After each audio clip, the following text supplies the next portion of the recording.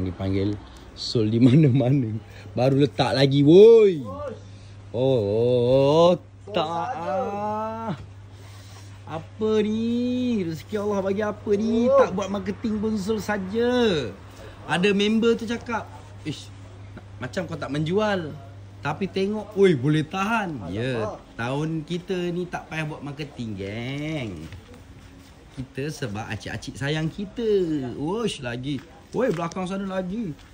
Sini pun lagi. Sini. Wuh.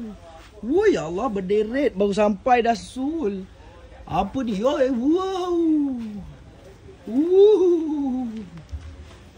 Alamak.